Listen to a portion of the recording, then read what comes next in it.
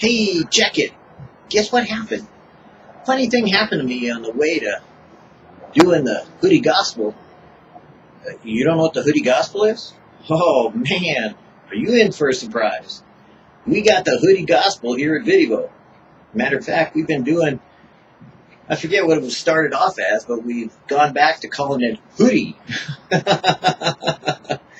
You'll see. We did the book of Psalms and got partway through it, and it was like, we were checking it, and it was kind of cool, we were like doing it and living it and giving it, and being it. And then suddenly it kind of went taking it to the streets, and one thing led to another, and suddenly it was the hoodie gospel, the home of the hoodie gospel. So we haven't had a chance to get everything in order because we just barely got, out of one place and into a new place. And now we're just getting our place, and trying to find where we left off in the last place, so we can get to the place where we're doing it daily. You got that? Okay. So anyways, one of the things that we're doing is that, hey, man, a funny thing happened to me on the way to the hoodie gospel was that I went to a bookstore and look what I found. See that?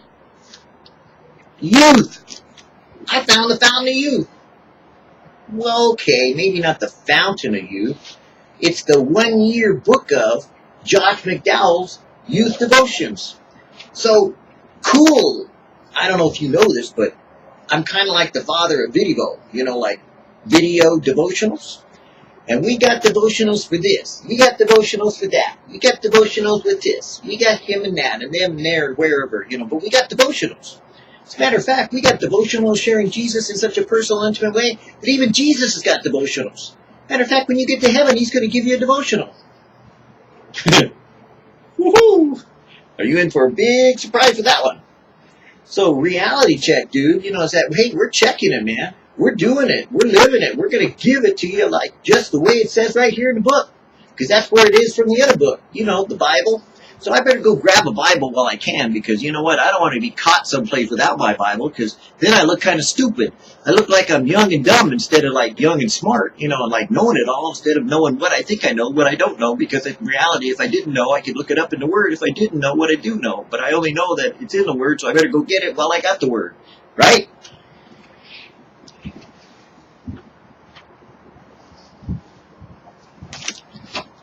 You keep up with that? Not me, man.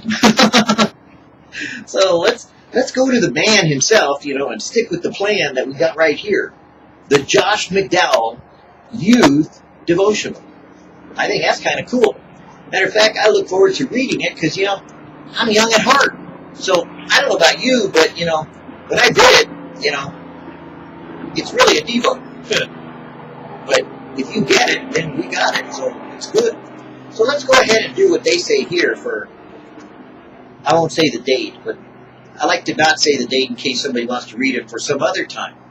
Because if you just go in time, then you're kind of limited by time. But if you go by the title, then you're better off because you could reread it anytime that you want to. So let's just go with the titles, and I'll just let you know that in the book, it's under this date for today. It says, Mr. Are You God? Ooh, I like that. That's kind of cool. It says Bible reading, Psalm 145, 8 through 13. So let's check it out. Let's go to Psalm 145. Psalm. Why do they call it Psalm when it's got a PS? Figure it out. I know why, do you? I'm not telling you. You got to look that one up. Psalm 145. Let's see. Psalm 155. There's no Psalm 155. Matter of fact, Psalms ends at 150. Oh, Psalm 145. I got it. 145. Okay. 8 through 13. The Lord is gracious and full of compassion, slow to anger and of great mercy. The Lord is good to all, and his tender mercies are over all his works. All thy works shall praise thee, O Lord, and thy saints shall bless thee. They shall speak of the glory of thy kingdom and talk of thy power.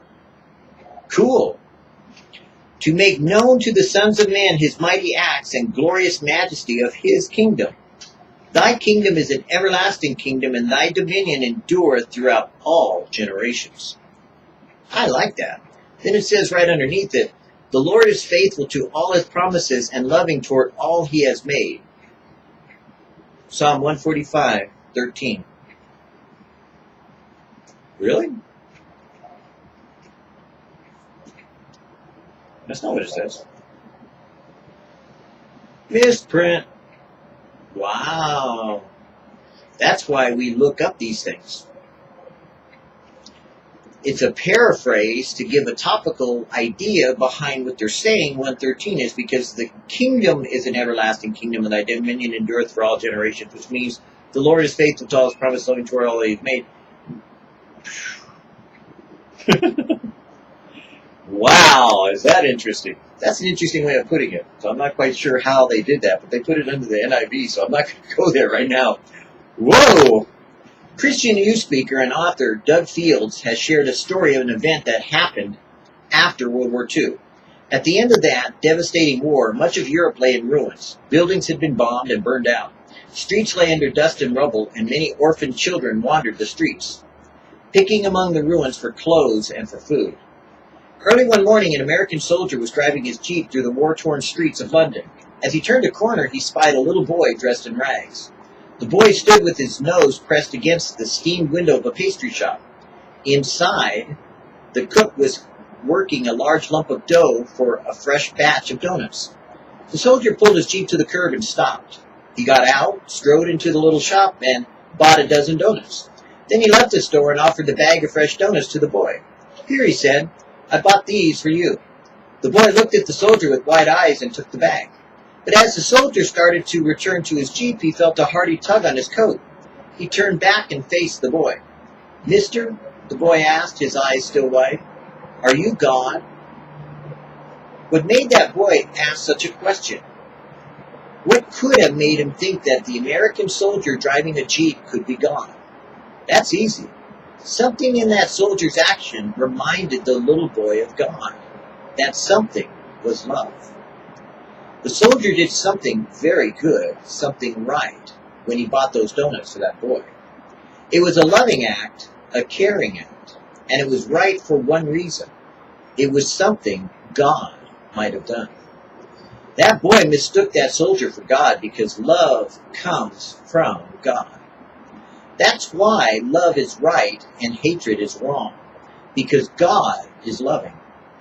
The Bible says, the Lord is faithful to all his promises and loving toward all he has made, in Psalm 145:13, which I'm still struggling with that one.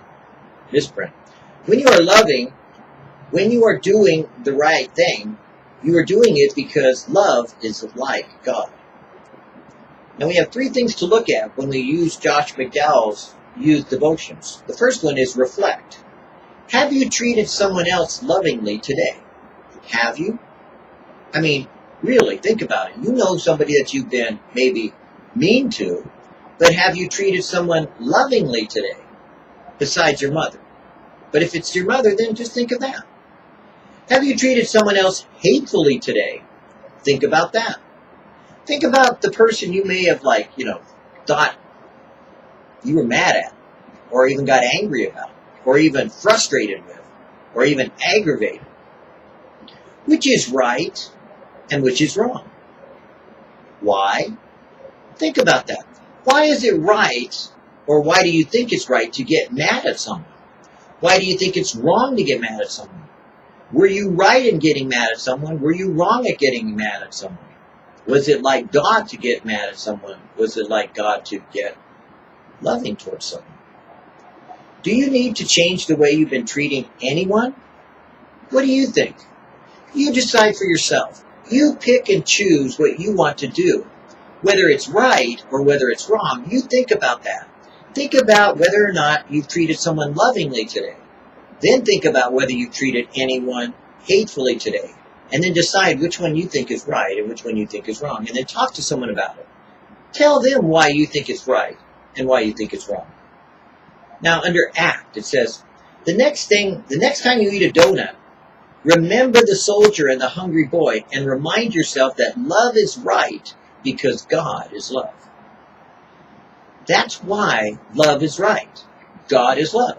It doesn't say God is hate. It doesn't say God is anything else. It says God is love. So go ahead and get your Dunkin' Donuts that's coming to, Utah and Wasatch and other places. Go ahead and get your Krispy Kremes. Go ahead and get your Crullers or your Hostess Donuts or your Twinkies or your Ding Dongs. But the next time you eat a donut, remember the soldier and the hungry boy. Are you God? And remind yourself that love is right because God is love. Pray with me. God, I know that love is right because you are loving. Help me to love others just like you do. Now this is a devotional that just simply means it inspires you to do what you choose to do.